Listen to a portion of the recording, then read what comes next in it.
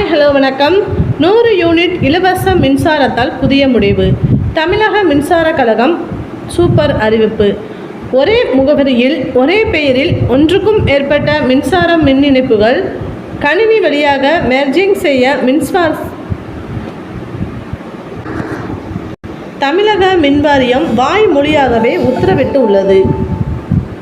தற்போது ஒரு வீட்டில் 5 சர்வீஸ் லைன் இருந்தாலும் 100 யூனிட் இலவசம் மின்சாரம் வழங்கப்படுகிறது.